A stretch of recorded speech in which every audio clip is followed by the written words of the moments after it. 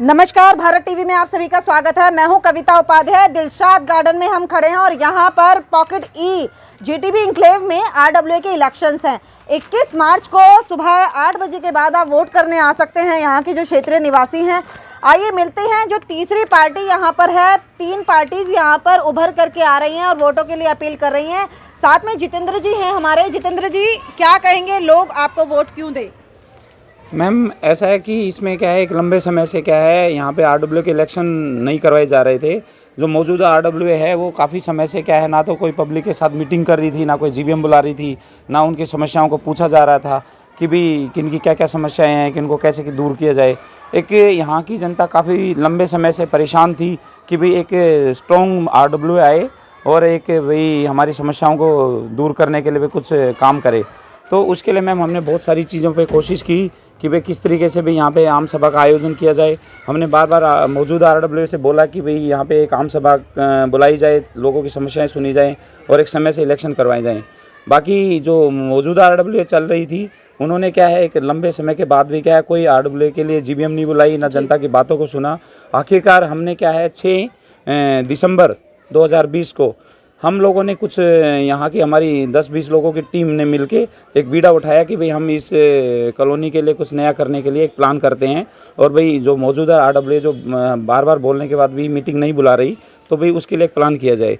तो हमने 6 दिसंबर 2020 को फिर मैडम काफ़ी लोगों ने मिल के हमने एक प्लान किया और हमने एक पम्पलेट के माध्यम से हमने पूरी कॉलोनी में घर घर में हमने एक हैंडबिल को डिस्ट्रीब्यूट किया और उसमें हमने लोगों को इनवाइट किया जीबीएम में आने के लिए कि 6 दिसंबर 2020 को 11 बजे हमने संडे को हमने मीटिंग बुलाई। जिस मीटिंग के अंदर हमारे कॉलोनी के कम से कम 200 से 250 लोग मौजूद हुए और उन्होंने अपनी सभी समस्याओं को बताया। सभी लोगों ने अपनी परेशानी बताई कि वाकई में जो अभी मौजूदा आरडब्ल्यू चल रही है कि वो हम लोगों की समस्याओं को नहीं सुन रही है और बार बार बोलने के बाद भी ना कोई जीबीएम बुलाया जा रहा है, ना कोई इलेक्शन कराए जा रहे हैं। जनता इतनी परेशान हो चुकी है कि इतना उनको कोई रास्ता नहीं मिल पा रहा था। हम लोगों ने मजबूरी में आके ये 6 दिसंबर 2020 की मीटिंग बुलाई, जिस मीटिंग के अंदर फिर एक वहाँ की पूरी जनता ने जीबीएम के माध्यम से ही जनता ने 20 लोगों की एक एडॉक कमेटी का निर्माण किया कि जब तक ये मौजूदा आरडब्ल्यू अगर कोई काम नहीं कर रही है और इलेक्शन नहीं करा रही है। सबसे बड़ी बात ये और थी कि मौजूदा आरडब्ल्यू का कार्यकाल काफ़ी समय पहले ख़त्म हो चुका था। बार बार कार्यकाल ख़त्म होने के बावजूद भी और बार बार जनता के बोलने के बावजूद भी उन्होंने क्या नाम है कि ना कोई जीबीएम बुला रहे थे, ना इलेक्शन अनाउंस कर रहे थे। तो आखिरकार क्या जनता ने परेशान होने के बाद फिर अपनी जीबीएम के माध्यम से 20 लोगों के एडॉक कमेटी का निर्माण किया और उनको एक जिम्मेवारी सौंपी गई कि इस कॉलोनी के लिए आप किसी भी तरीके से इलेक्शन करवाने की कोशिश की जाए।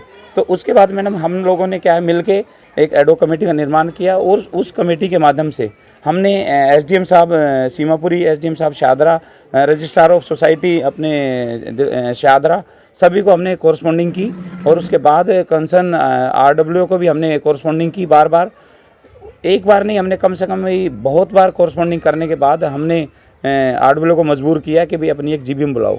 आखिरकार उन्होंने मजबूर होकर फिर उन्होंने एक जीबीएम बुलाई और उस जीबीएम के अंदर भी जब उन्होंने 14 फरवरी 2021 को आखिरकार हम लोगों के दबाव के बाद, पूरी कॉलोनी के दबाव के बाद एक एडॉक कमेटी जो बनाई गई, उनके दबाव के बाद उन्होंने एक जीबीएम बुलाई और उस जीबीएम के अंदर वो जीबीएम 14 फरवरी 2021 को बुलाई गई।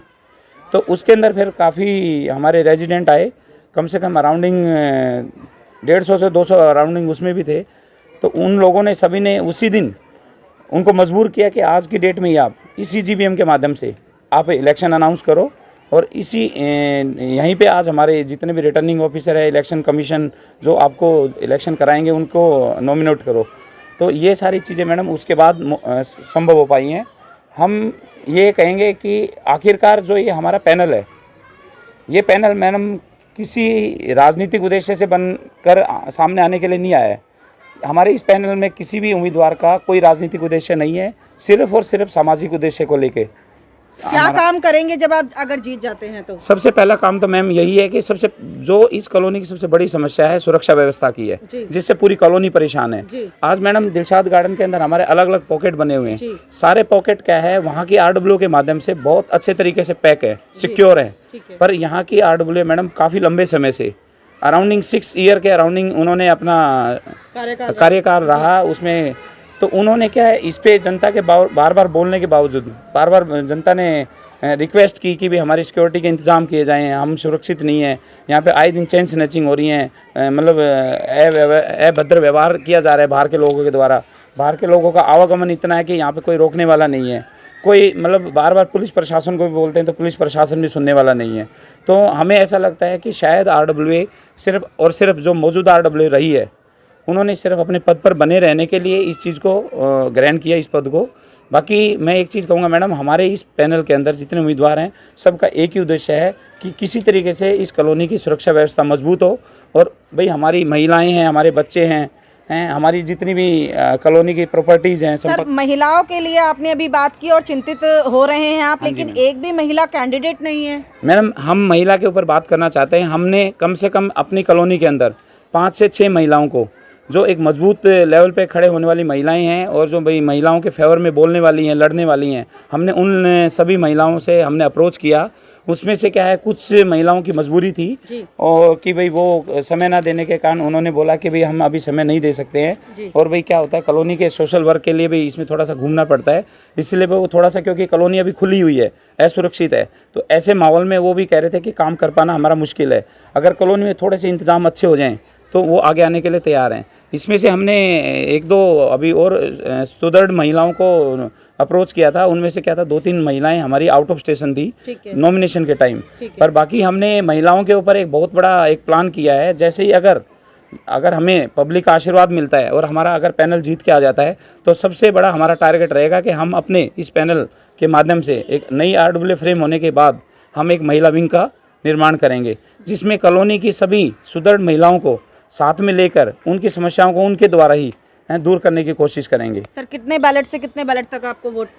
बैलेट नंबर 10 से लेके मैडम 18 नंबर तक, बैलेट नंबर 10 से बैलेट नंबर 18 तक हमारे 9 उम्मीदवार हैं। हम चाहेंगे कि हमारे सभी उम्मीदवारों को वोट कास्ट किया जाए। और मैं एक चीज़ और कहूँगा कॉलोनी वासियों को कि भी एक बहुत अच्छा वक्त आया है एक लंबे संघर्ष के बाद, कि आप अपने वोट का इस्तेमाल ज़रूर करें।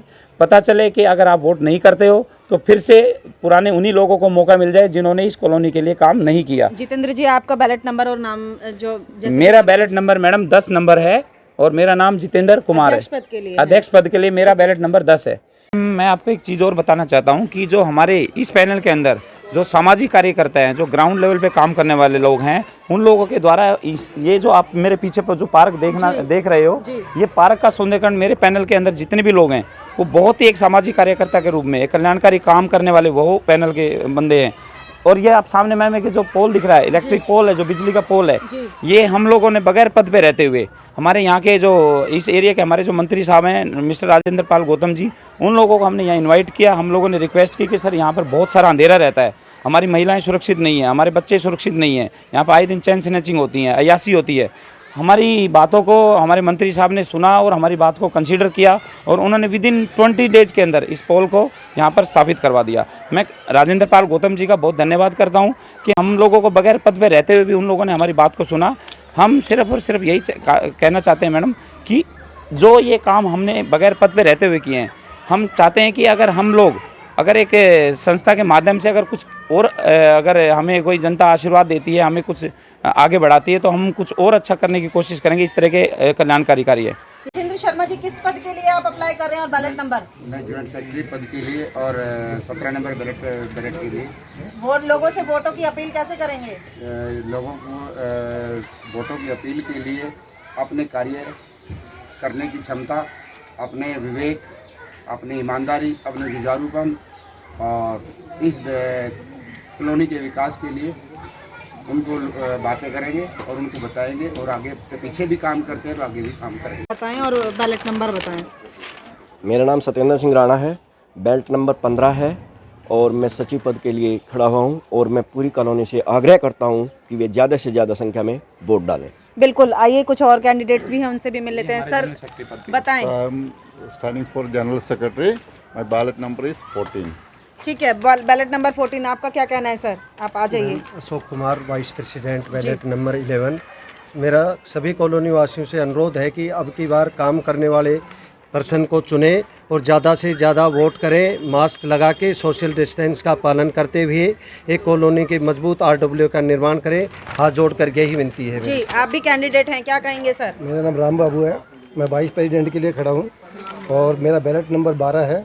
मैं निवासियों से प्रार्थना करता हूँ हाथ जोड़ करके कि जितेंद्र कुमार जी के पैनल को जो बैलेट नंबर 10 से 18 तक है, इसको ज़्यादा से ज़्यादा वोट दे करके विजयी बनाएं, जिन्होंने बिगड़ पद रहते हुए भी इतना काम किया है इस एरिया के लिए, और ये पद पर आएंगे तो और भी अच्छा काम करेंगे। बिल्कुल, मैं भी यही कहूंगी, भारत टीवी यही अपील करेगा कि पॉकेट ई जीटीबी इंक्लेव के लोग ज़रूर बाहर निकल के आएँ और बम्पर तरीके से वोट्स देने आएँ, चाहे वो महिलाएं हैं, बुजुर्ग हैं या फिर युवा हैं, सभी को आना है और वोट करना है। 21 तारीख का दिन है और सुबह 8 बजे से 4 बजे तक, लेकिन शाम का 4 बजे का इंतज़ार नहीं करना, सुबह 8-9 बजे आकर के वोट दे देनी है।